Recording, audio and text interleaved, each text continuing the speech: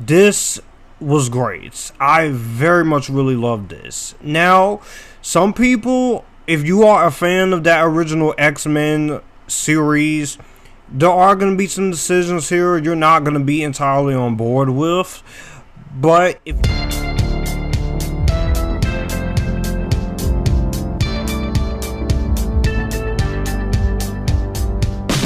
what is up, everyone? Epictastic people and fellow X-Men fans, welcome back to the channel. If you are the 8% who is new here, and if you're a returning subscriber, how you doing? Welcome back to Epictastic Joshua. My name is Joshua Drake. I talk movies, TV, and on a few occasions music and anime. We're here to talk about the latest revival of a property, and it's a Marvel property. X-Men 97.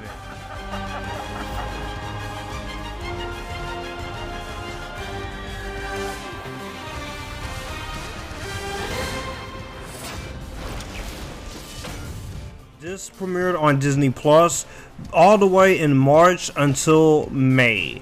And this is the first season of X-Men 97. Picking up after the X-Men revival series, the original series of X-Men from 1992 to 1997.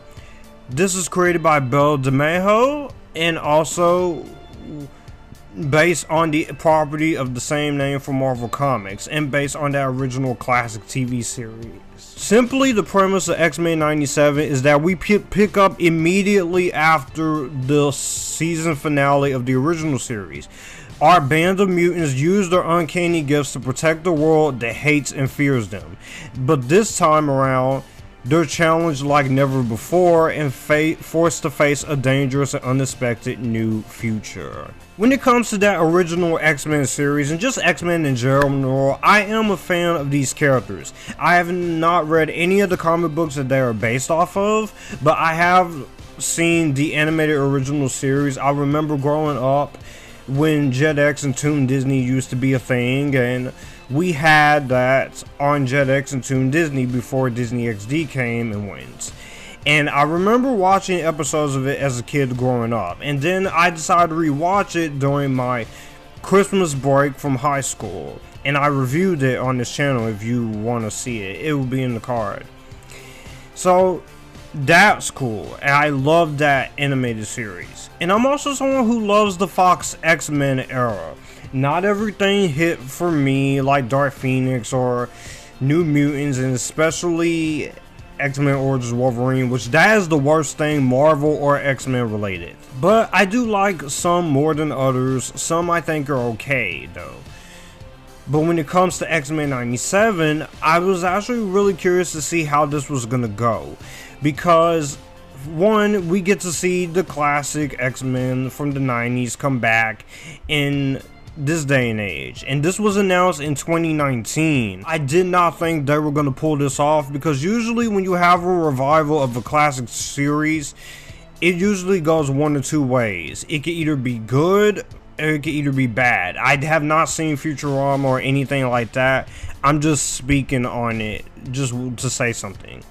But having seen this, all 10 episodes released weekly from March the 20th until May the 15th, and me being pretty excited for the second and third season of this, I will say this is one of the best things Marvel could have done. This was great. I very much really loved this. Now, some people, if you are a fan of that original X-Men series, there are going to be some decisions here you're not going to be entirely on board with. But if you are able to just accept the fact that you are getting something from the past, but also they're taking liberties and taking chances with these characters in a new way, I think you'll really enjoy this. What I love about X-Men 97 is that this does a great job in not only paying so much love and respect and care to what came before in the 90s, but is also able to take what we know the X-Men are and able to just move on from the past and take it into a new direction. This time around, you could tell that everyone was on the same page. This time around, we have some very interesting things that I really did like in this. I did enjoy the fact that we are seeing an X-Men this time around where Xavier is not there with the X-Men. They're being healed by the Shire Empire. Of course, X-Men, Xavier is. We see this a year later, and we see these mutant and proud mutants facing new challenges without Xavier, under the leadership of the former adversary, Eric Lancer, Magneto. And I love the fact that they still maintain what that original show was. You could tell that Bill DeMaio, he and the creators of the show, and even the writers of the show, it felt like we were back home with these mutants. It feels like once we got back into seeing the world of the X-Men and Scott and Jean and Storm and so many characters, it feels like we never left. It felt like we never left these characters, and that's what I really loved when it comes to it. They were all on the same page, and not only that, every single decision nearly worked for me, and they had the Bible for the series, this series, and also confirmed with the comic books and the original series. It still keeps what we love about it. The X-Men are allegories for people who face prejudice and discrimination on a daily basis. And as someone who is autistic as such, I can kind of relate to them. Even if you are not a fan of these characters, or if you're not someone who is different, you can relate to these characters in a certain way. And the way this chooses to explore the animated series, I thought was just amazing. You could tell that they were all on the same page. I felt exhilarated. They honored the original series, but bring it into a modern world for our eyes. And it retains the earnestness of the original show, the emotional sincerity, and it focuses on found family while updating the social commentary to reflect a contemporary society. And exploring some very interesting ideas like the loss of Xavier, having these characters having the help with Magneto and have Bishop in there, and Morph in there, and also Nightcrawler. And those three characters got to be a lot more important this time around than they were in the actual original series. Not that I'm against them in the original series, they definitely were important, but I definitely felt like this show with the writers, they were able to give more to Morph and Bishop and Nightcrawler, and even some of the original characters. It does continue the story of questioning their future after Xavier's loss, a subsequent increase of sympathy towards mutants, Cyclops and Storm wanting to continue Xavier's legacy, but Jean wants to build new lives and such, and Magneto being moved by the growing mutant sympathy and wants to follow in his former friend's footsteps.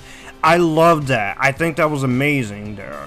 And also, they keep the melodrama and the exploration of character relationships, which was the key to the success, and it set it apart from the original X-Men series, which I thought it was a very compelling approach to it. It retains that campiness that you get. You're gonna get your campiness and such, and you are gonna get Storm announcing her attacks and southern metaphors and analogies of syrup, especially with her classic iconic line, "Come on, sugar," which I've always really liked that about Rogue. It sucks that we never got to hear her say it in the Fox movies. So maybe in the X-Men movies in the future, we could hear her say, "Come on, sugar, let's go kick some mutant ass," or something like that. I want to hear. I would actually get hyped up hearing that. No scenes, sugar.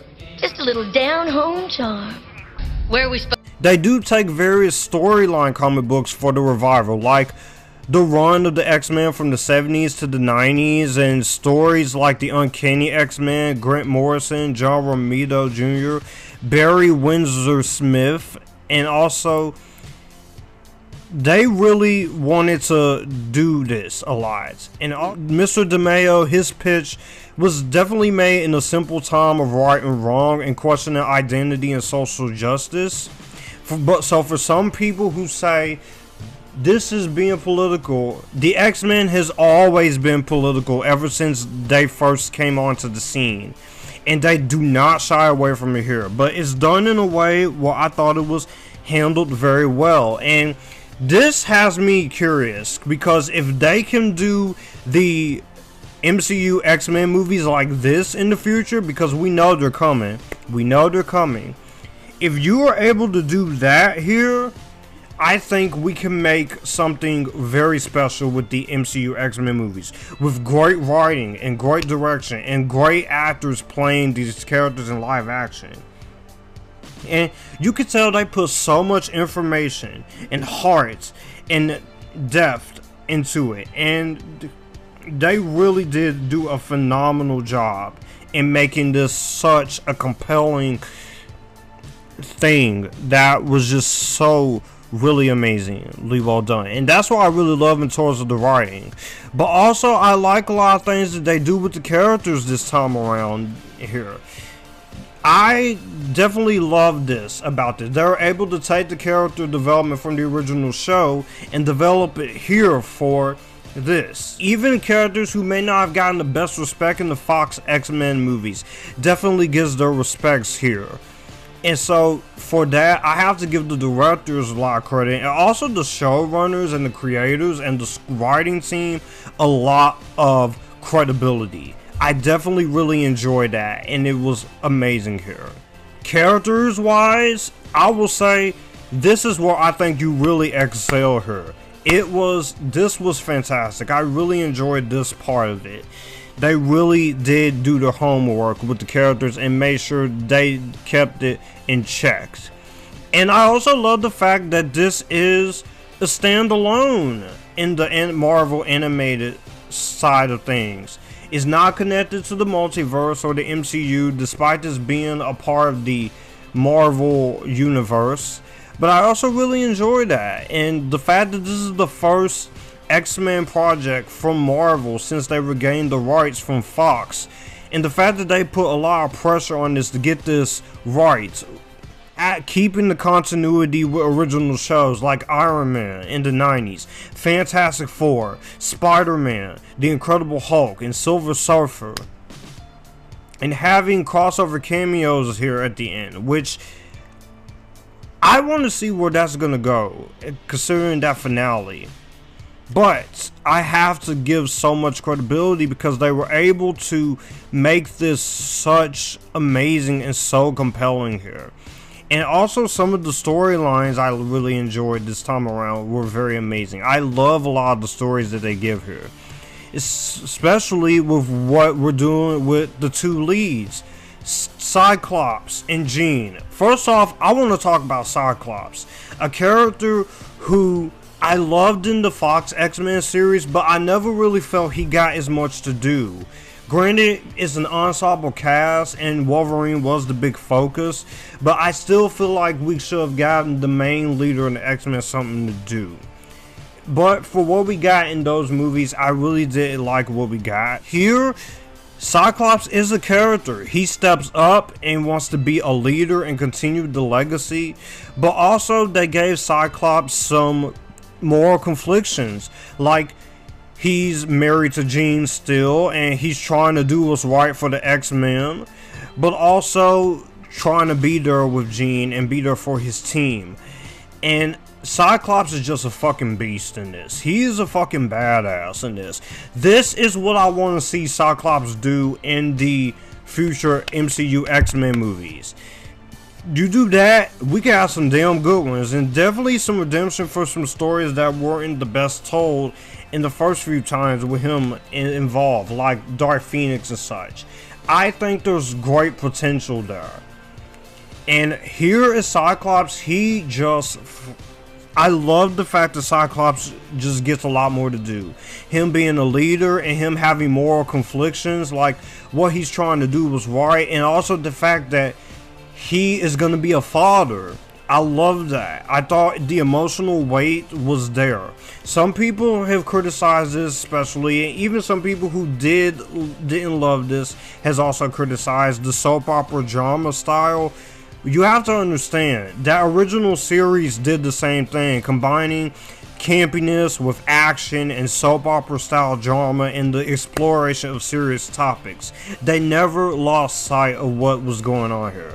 I definitely really love that's what they gave it there. And Cyclops definitely is just a G in this. Jean Grey is still Jean Grey, still gorgeous. You know I love my redheads, so we gotta talk about it. But I really liked a lot of what they gave for her. Like, she was once the host of the Phoenix Force, but here she's back in full force, and I definitely really enjoyed it. That. You also deal with Madeline Pryor, which I thought, whoo, Madeline Pryor. I've seen people cosplay as this character, but this is something I would actually be in for seeing in live action, because that is absolutely... I can't even say, do I dare say the words? Come on, man, damn! That's actually hot and also really badass, but also very threatening here. Knock it out! What? Storm, despite a few things when it comes to the writing of her I wasn't big on, I really say they really kept what they got. I really did enjoy what they did with her as a goddess. Storm is just a badass. Again, she does a lot more than she did in the Fox X-Men movies. Not that I'm taking credit away from those movies, because I did like Halle Berry in those, but this is the Storm I want to see. They did change up the animation, which I'll get to later, but that was pretty cool. Morph, I really did like the fact that this is a character that, yes, I know some people don't like this character because it's a non-binary character, but you know what? They don't explicitly use that term, as it wasn't common in the 90s. But I will say the character was great. It's still, they get a lot more to do. Of course, definitely badass, and you definitely get some fun play into it. He still shape shifts into characters, and I thought that was really cool. Even some characters I wasn't expecting, so I thought that was really awesome. Beast is still Beast. What more can you say about Beast at this point? It's fucking Beast. He's badass. Jubilee, she definitely gets a lot more to do this time around. I very much like the fact that they still want to make her very fun, and Jubilee is still so cool. I also really like Bishop here. Bishop is just awesome. Using kinetic energy and redirecting it into concussive blasts. I love that. I love that. That's really awesome there. Magneto, I love what they do when it comes to Magneto this time around. He was really cool. In this one, they change him up a bit, so he's not just your unlikable asshole. He still has his little bit Magneto craziness, but I will say he's still awesome. Nightcrawler is still also really cool. Nightcrawler is just amazing as well. And Professor X, for the little that we get of him throughout the season, he's awesome. Badass. Wow. Thank you. It definitely feels like I'm back home with these characters. That's what I'm saying. I felt back home when it comes to these guys. It felt like I've never left them. It felt like, that's what it felt like. It felt like I've never left these characters. And each of them had their own specific way. Okay, so this is editing Joshua here in post, and I forgot to mention Wolverine, Logan of course, which I do talk about him in the voice acting, but I just want to say as far as his character goes, Wolverine is still Wolverine. He's still that brutal force that we all know and love so much, that he is definitely still adamantium type, and he's still badass. But I do like what they do have him do here. He is a part of the team. he does play second fiddle to Cyclops, which I do like that angle of Cyclops and Wolverine, even in the original series. But Wolverine is still Wolverine. There's not much more I can say about the character that hasn't been said. He just had a whole movie come out last week, which admittedly I have not watched, but I can simply say, as a character and animation wise, he's still great. There's not much more I can say about him until we get to the voice acting part. So I'll see you guys there in that. Enjoy the rest of the video. But the two I really want to talk about, Gambit and Rogue. This is like the kind of romantic couple here. Gambit gets a hell of a lot more to do than he ever did in some of the Fox movies, which is something I was still pretty antsy about. But I will say they give him a lot more to do, and Gambit's still a badass, of course.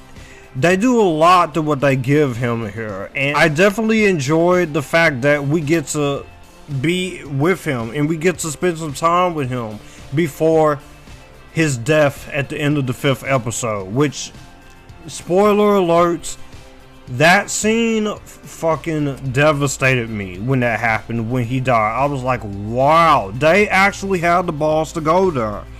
And this is TV-14 because this, compared to the original series, they were able to get away with a lot. It's violent, it gets brutal. They did not hold back in this, and you can definitely tell too they did not hold back, and they went for it. I love the fact that they went for it and just said, we are going to just go in for this revival. We're not gonna pussify anything. We're gonna make this pretty intense. And for a TV-14, you went pretty damn intense, alright. Because I will give the show a lot of credit in the world that they actually decided we're gonna take some chances, and they took some chances. That is what I call commitment. Sugar.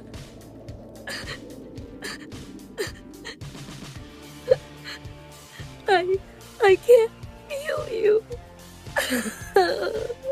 That is what I call being ambitious, and they don't shy away from it. Especially, this is Disney Plus, and you have quiet moments to let characters breathe and pace itself. Holy shit! Good kudos to you, Disney Plus. That's ballsy. That is ballsy. Rogue. Let's talk about everyone's favorite Southern mutant, of course, especially with me, since of course she still has that amazing Southern accent like this. Rogue is just badass here. Of course, you still have your usual powers here, but I love the fact that they give Rogue something here. Here she has a secret romantic relationship with Magneto, which does cause some friction in her current relationship with Gambit, and I really enjoy that. I thought that was really awesome here. Each of the mutants gets a lot more to do, and they each get to have some entertaining enjoyment there.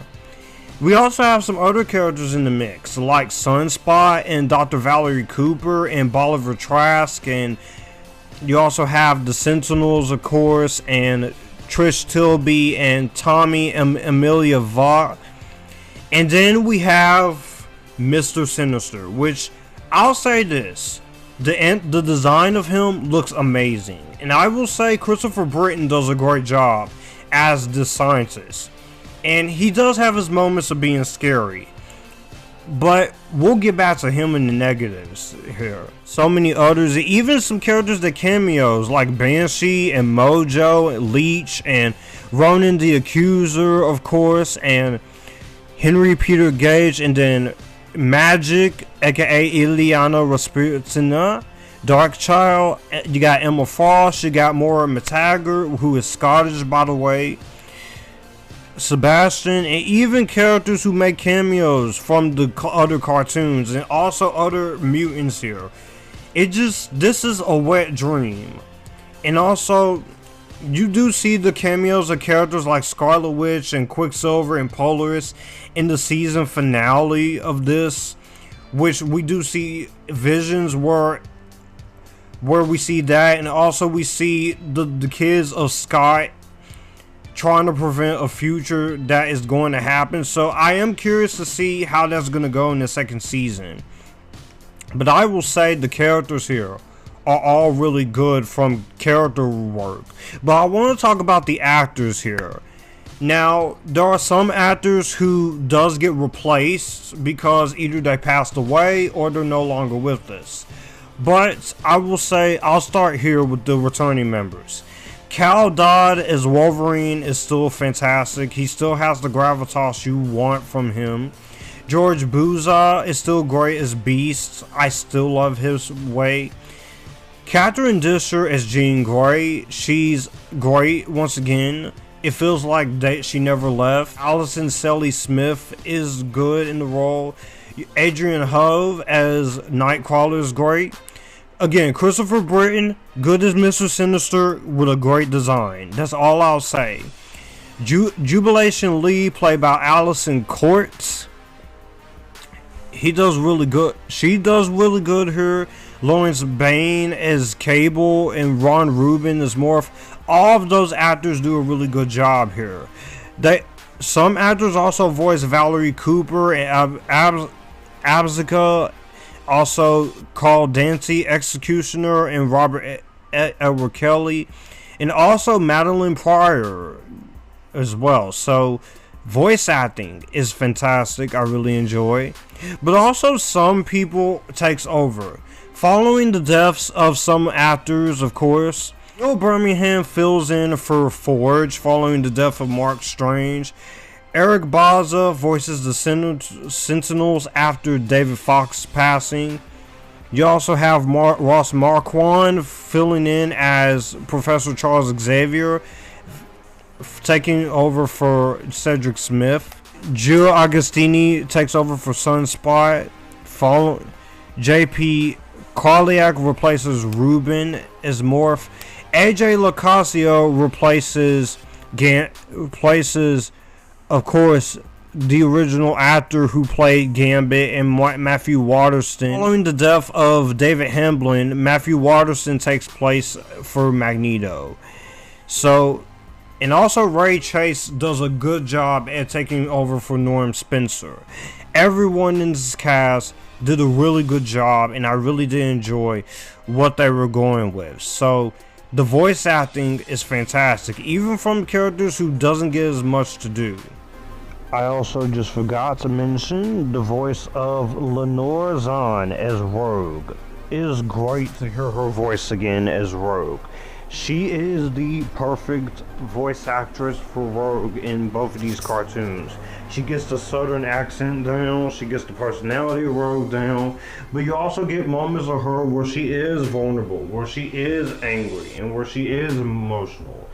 But I will say that Lenore Zahn, especially in episode 5, which in the documentary of this, she said that moment came from an actual tragedy that happened, but she really poured her heart into a specific moment in that scene.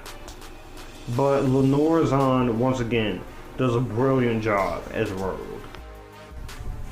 She also is still pretty badass in this. Even there is a controversial thing that they did have with her, which a lot of people's complaining about, but I personally thought that didn't really bother me.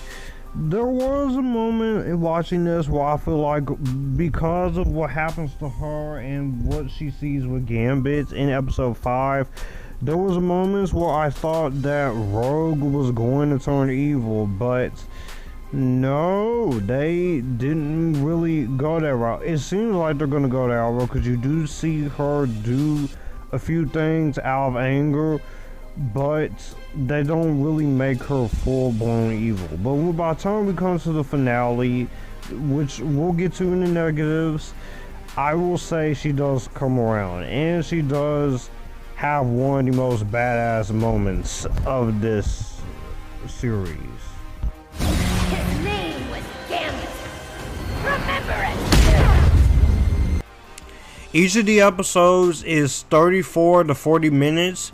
There are some moments where I will say, this is a nitpick right now, some of the episodes felt a little rushed, mainly in the finale and maybe episode 3 and episode 5, where those two were kind of filler. But I will say I did enjoy what they had to offer in terms of that. Each of the 10 episodes, you just wanted to come back for more as I was watching weekly. And that's what I really enjoyed about it, is that they made you want to keep coming back for more. The action and the animation is still great as ever. It combines 2D animation with mixes 3D animation. The original style is definitely retained, but is also slightly modernized, especially for 4K, to improve the quality and reflect the advances in animation since the 1990s is past.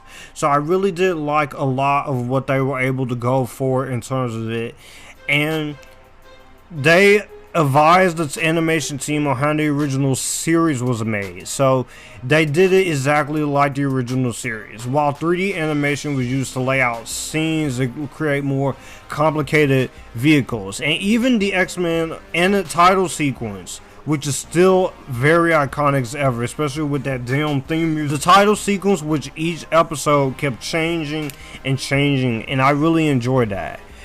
Now, some of you are gonna hate this decision with the redesigns of some of the characters, especially for Rogue, which got so much controversy because Rogue's, in the original series, Rogue's ass was pretty big, which a lot of people really hated the way they redesigned Rogue. But to tell you the truth, Rogue's ass in the original series wasn't even that big either. So you know what? Those of y'all saying is woke and such, it is not. It's just a redesign of the character, okay? So that scenario, I think, is just bullshit. It's still the same. It's still the same look of Rogue. It's just you having to change it up for the new series. So it's still pretty much Rogue and how she looks. It's just not how it was in the 90s, okay? So I think that criticism is taken way out of proportion. I was mostly very happy with a lot of the redesigns here. Each redesign felt like we were there. It felt like we were really enjoying it, and I really liked a lot what this had. They really just put so much commitment into it, and you can tell that they wanted to make sure it was just on par as it was in the original. So, and like I said, the writing is great, even with some stuff I wasn't the biggest fan of, like Mr. Sinister. And also, some of the villains were pretty cool. You do get your Sentinels, you do get Emma Frost and stuff. You also have a villain called Bastillon, voiced by Theo James, which I will say, this is the best I've seen of Theo James. He's great in this. He does a very good job of voice acting wise, and I really thought he brought it home. I usually like him as an actor. Sometimes he does not have the best looks to him, but I will say that they really did pay attention to what worked, and they just said, we're not gonna fuck anything up. We want to make sure we do this properly, and that's what I really enjoyed about this, that you could tell everyone was on point. Is great. The emotional weight is still there. It's like I'm getting everything I could need, everything I could ask for with this. So they definitely did a good job in making sure you getting exactly what you come in to see. So I definitely was very happy with the fact that they decided we're gonna make sure we do this justice, because if that didn't work, this would be a show that was just very lackluster. So they definitely had to make sure they give us a lot of what we got. As far as the score goes, despite the fact that they did have to come to agreements to use the classic theme, which was in the 90s show, with Haim Saban and such, they were able to work out a deal and they were able to play that iconic theme. But this time, they brought in the Newton brothers to do the score, and they do an amazing job with the music. But when it comes to the way they choose to do the score, it's a mix of guitars and orchestral instruments, but they also managed to put a choir in there to make sure it's modern enough for this revival, but also keep it just like it was in the original. And I really appreciate the fact that they had the extra mile to do that.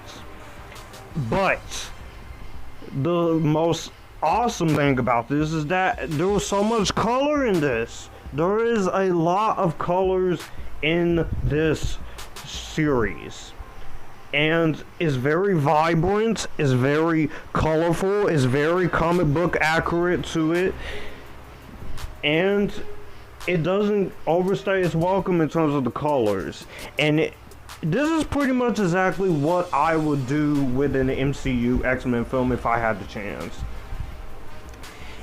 And if the MCU movies with the X-Men in the future are like this, where it's very colorful but not overstimulated, I will definitely be down for exactly what they're gonna give us. I very much appreciate the fact that the colors and the saturation isn't overbearing, and that is my number one biggest praise I can compliment in terms of this show. They did not overdo the colors, and it did not overtake the amount of animation and vibrance that you have. For some people, too much color is going to hurt their eyes, or you might have epilepsy if it's a lot of flashing lights and colors. But I love the fact that they just said we're gonna have some colors in here and we're gonna make this worth it. Don't get me wrong, I like the suits in the Fox X-Men era and such, but it's always nice when you get a lot of color here. Even if sometimes you have to saturate it a little bit and desaturate it a little for digital color grading. But the colors and the vibrancy of the X-Men is definitely there. This is almost a near perfect show. So I just have a few issues I want to touch on that I have issues with. It's not a lot, but just hear me out.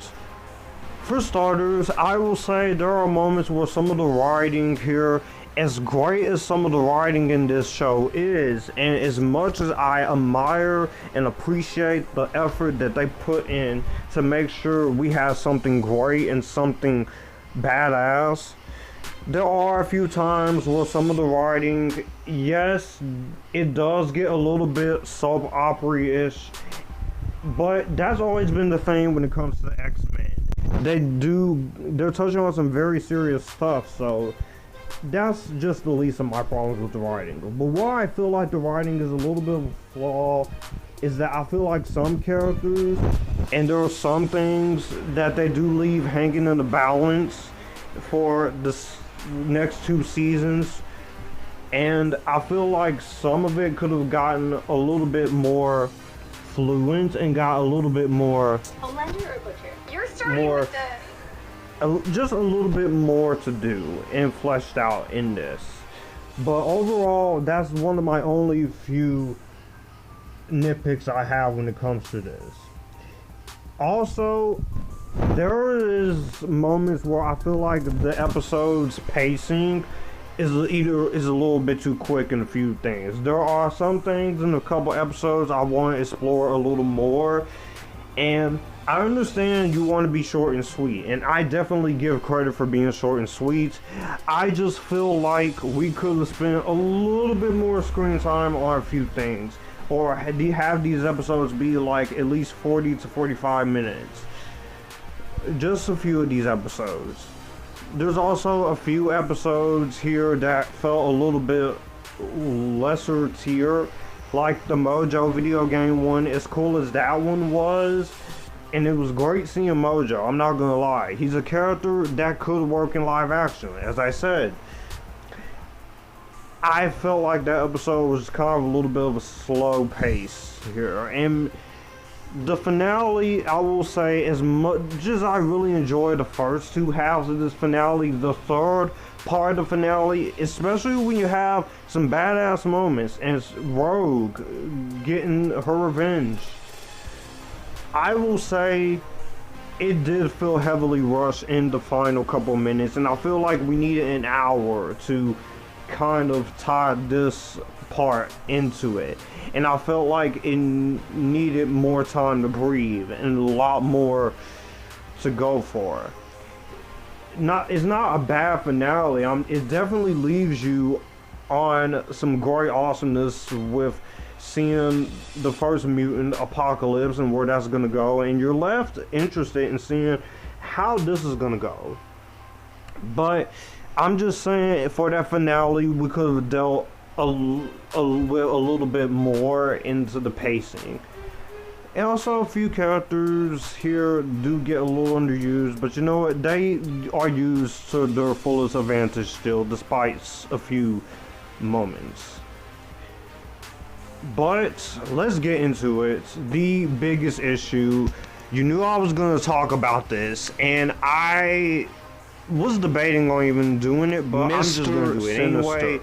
It is, of course, look, I have gone on record. This is a character, don't get me wrong. Would I be fascinated to see him in a live action movie? Absolutely. I think if you give the right actor, if you give me the right screenwriter, if you give us the right filmmaker, and in the right story you're telling, he could work.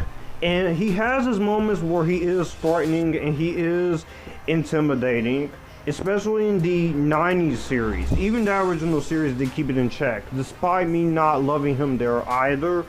But here, when you're trying to make him prey on everyone's fears, and him being the main villain, when all he does is just play on people's fears and not put up a fight half the time, it's very difficult for me to kind of enjoy him as a villain. He has a cool voice, he has a badass design, has an interesting power.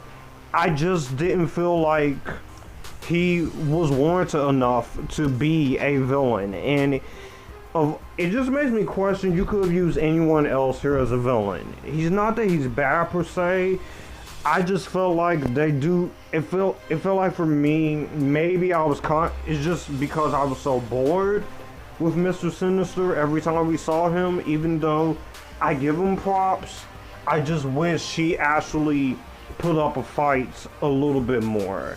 Because the finale, he definitely gets his ass kicked so easily. But again, I would not be opposed to seeing him in live action form. But you're gonna have to do a lot to make him an actual threat. And also make the X-Men want to take him down. Overall, those few issues does not stop X-Men 97 from being one of my favorite TV shows of the year. And I've been very choosy about what TV shows I watch if I know I'm not going to watch them, but this I have to tune in, and X-Men 97 has incredible animation, fantastic writing, continues the legacy of the original classic show while ushering us into a new era of these classic characters, but never loses sight of what made that original X-Men what it was. This was a fantastic idea. It was a great way to revive these characters. Again, not every choice here is going to land for some people, and I know some people have been pretty disappointed, or some people didn't love the show as much as I did.